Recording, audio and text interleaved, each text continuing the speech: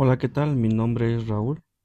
En este video voy a explicar el caso práctico relacionado con las fuentes del derecho y cómo se aplican en un contrato de compra y venta internacional. Voy a hablar sobre las diferencias entre los tipos de fuentes del derecho, cómo se combinan según la jerarquía normativa, por lo que las fuentes internacionales son tan importantes en este tipo de casos. Finalmente, daré mi conclusión. ¿Cuál es la diferencia entre los tipos de fuentes del derecho? Nos referimos al origen de donde salen las normas jurídicas. No solo son en documentos o algún papel, sino también hechos, procesos y antecedentes que influyen en cómo se crean y aplican. Las primeras son fuentes reales. Estas no son leyes ni tratados, sino hechos concretos de la vida cotidiana que motivan a la creación de normas. Por ejemplo, en el caso del comercio internacional, cosas como la globalización, el crecimiento del comercio electrónico y las necesidades de reglas claras entre países son fuentes reales, son factores económicos y sociales, tecnológicos que hacen necesario regular la actividad comercial, porque la realidad va avanzando más rápido que la ley. Luego tenemos las fuentes formales, que son las que dan una forma jurídica al derecho.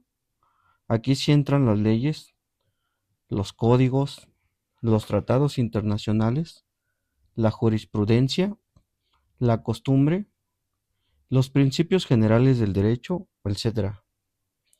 Estas son las normas que sí se pueden aplicar directamente. Las formas son las que los jueces deben consultar cuando van a resolver un caso. Las últimas son las fuentes históricas. Estos son textos o documentos antiguos donde se puede estudiar cómo era el derecho antes y cómo ha evolucionado. En materia comercial, un ejemplo muy importante es la ley mercatoria, que fueron las reglas creadas por comerciantes desde la Edad Media para regular actividades entre distintos países. Aunque fue creada hace siglos, todavía influyen en el comercio internacional moderno. Tres puntos que quiero recalcar. Las reales se aplican porque existe cierta norma. Las formales son las normas actuales que sí se aplican. La historia nos dice de dónde vienen esas ideas y principios. ¿Cómo se combinan las fuentes usando la jerarquía y la normativa? En México existe algo muy importante que se llama jerarquía normativa. Esto significa que no todas las normas tienen el mismo nivel. Algunas están por encima de la otra. En la parte más alta está la Constitución y es la norma más importante de todas. Después vienen los tratados internacionales, porque México reconoce muchos acuerdos internacionales como parte de su marco legal. Luego están las leyes federales, como el Código del Comercio, y después vienen los reglamentos circulares y normas de menor rango.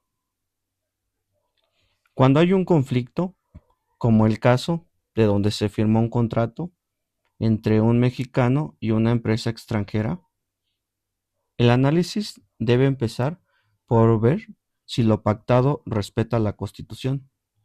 Después se revisan los tratados internacionales que regulan el comercio exterior, porque México les da un nivel muy alto dentro del sistema jurídico. Si no hay un tratado que regule exactamente el caso, entonces se revisan las leyes nacionales y finalmente los principios generales del derecho o la costumbre internacional. La idea es que todas estas fuentes se unan se armonicen y no se contradigan entre sí. Lo que se busca es interpretar el contrato y resolver el conflicto de forma que se respete en el marco legal, tanto nacional como internacional.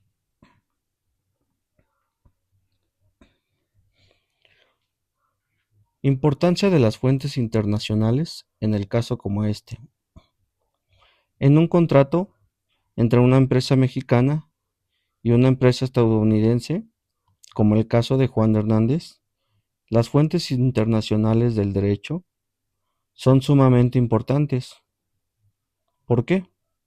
Porque cada país tiene su propio sistema jurídico.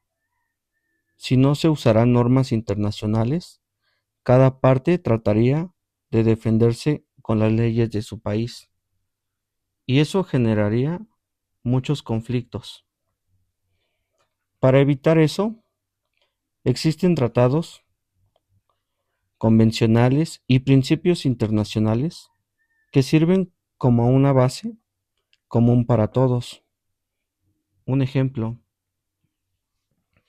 es la Convención de Viena sobre la compra-venta internacional de mercaderías, que se establecen reglas generales sobre cómo deben interpretarse y cumplir los contratos internacionales de compra y venta. Otro ejemplo, los principios de UNIDROIT, que son como un conjunto de reglas modernas para contratos comerciales internacionales. No son obligatorios a menos que las partes lo elijan, pero muchos tribunales y árbitros lo usan como guía. ¿Por qué? Porque son muy completos y actualizados. Estas fuentes permiten que las dos partes tengan más seguridad jurídica. También evitan que en un país impongan su ley sobre el otro. Además hacen que los asuntos comerciales se resuelvan con criterios que ya no son aceptados en todo el mundo. Por eso en este caso, que el contrato haya dicho que se aplicaría principios generales del derecho comercial internacional es algo muy útil.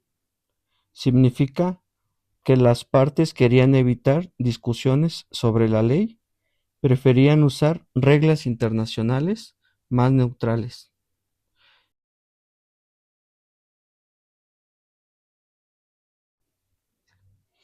Para finalizar, quiero dar mi conclusión acerca del caso de Juan Hernández.